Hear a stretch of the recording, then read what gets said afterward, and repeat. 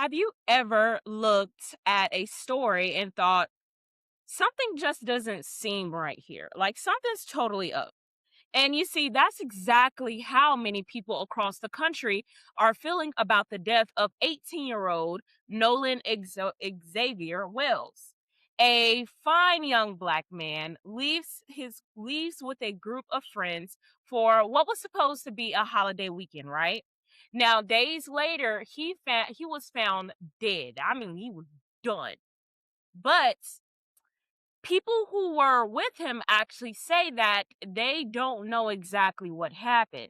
His family is actually searching for answers. The investigation is still ongoing, and the internet is filled with questions, theories, and many of different mixed emotions. But today, I want to add another conspiracy theory to the conversation because that's what I do, okay?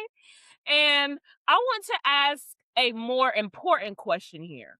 How do we pursue the truth when there are more questions than answers? So, welcome to Provoking Perspectives. If you appreciate conversations that challenge assumptions, encourage critical thinking, and seek understanding over outrage, make sure you subscribe and join the conversation. Let's get into it. Now, what do we know here?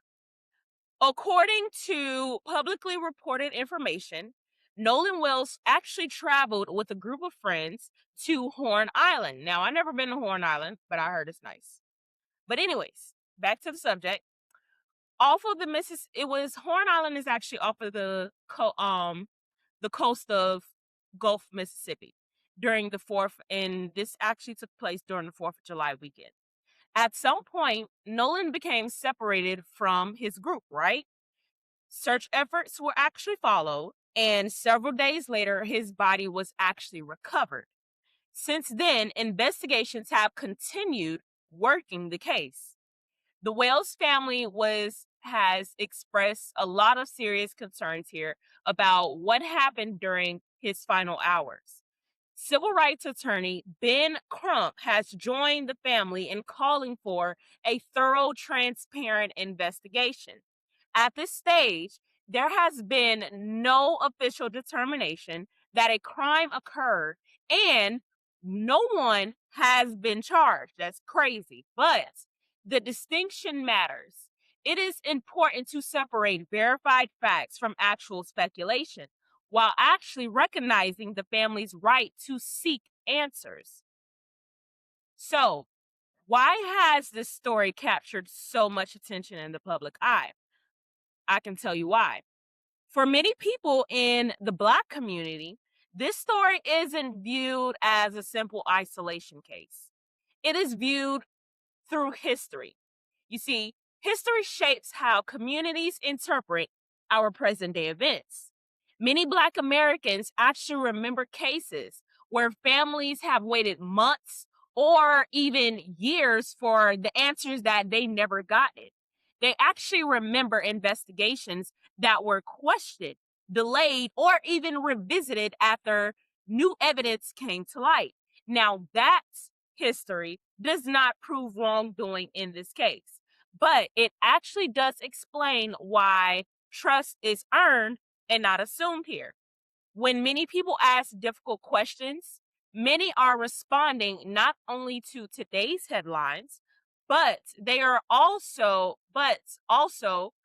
responding to the decades of those treacherous lived experiences that we have.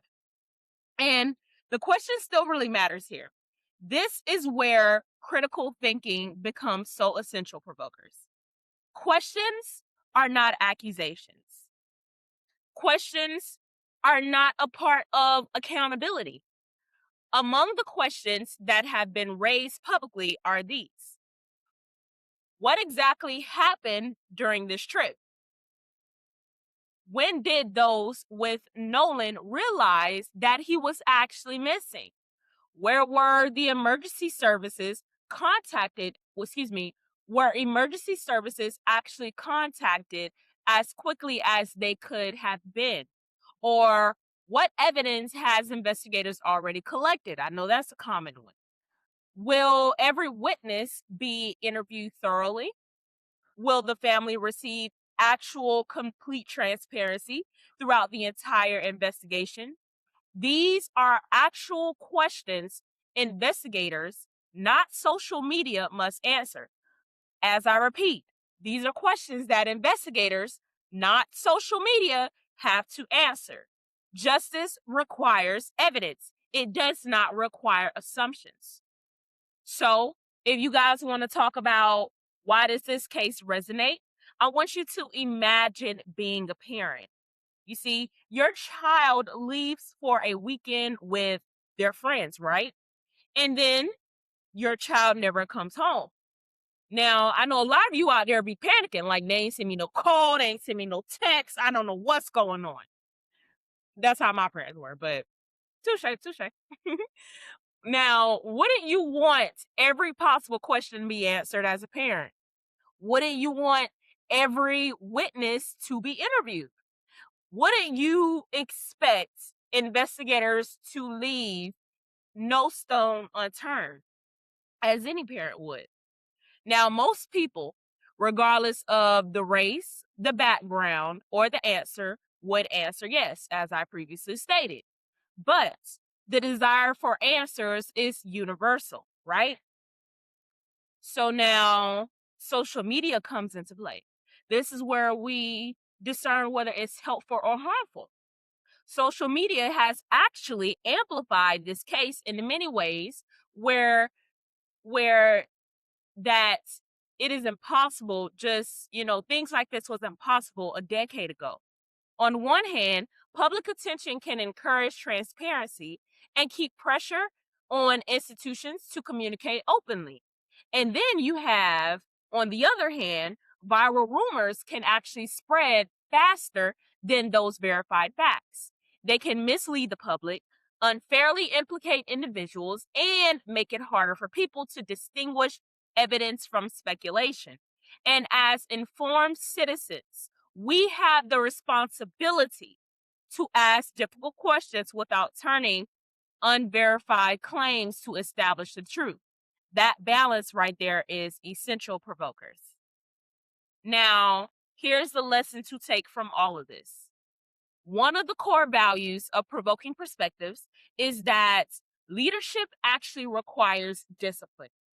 And I'm pretty sure we can all get on board with that.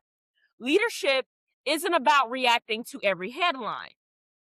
Leadership is about asking thoughtful questions, examining credible evidence, and refusing to let the emotion replace the reason. That doesn't mean ignoring the pain. It means channeling that pain into a demand for truth. Truth is what honors our families, guys. Truth is what protects our local communities. Truth is what strengthens our justice system from the ground up. So, where do we actually go from here? The Wells family deserves answers. That I do agree with. The public deserves transparency, right? Investigators deserve the opportunity to complete their work thoroughly and fairly. That I do believe. These goals are not in conflict. They reinforce one another. Whether this investigation ultimately points to an accident, negligence, or criminal conduct, the conclusion must rest on the evidence here, not simply on assumptions, not on internet rumors, and not pressure from any side. Justice is actually the strongest when it is both impartial and transparent. I repeat, justice is the strongest when it is both impartial and transparent. So I want to leave you guys with some closing thoughts and some food for thoughts, okay, as I like to say. Nolan Wells was more than a headline. He was someone's son, y'all. All jokes aside, he was someone's son. He was someone's loved one, someone with dreams, a young man with vivacious plans and a great future. His life actually mattered here. The best way to honor his memory is not by rushing to judgment, but by insisting that every legitimate question is actually answered truthfully and every piece of evidence is actually examined thoroughly. If we truly believe in justice, then we should be willing to follow the facts wherever they lead, ladies and gentlemen. Because justice is not just about confirming what we already believe in our heads. Justice is about discovering the truth that is facing us. So, I'm Miss Bree, and this is Provoking Perspectives, as you know. If this discussion actually challenged you to think more deeply, share your perspective respectfully in the comments. What do you believe is the most important question here? Investigators still need to actually answer. And until next time, please stay informed, guys. Stay engaged and actually keep provoking perspectives, not division, but deeper understanding. See you in the next video.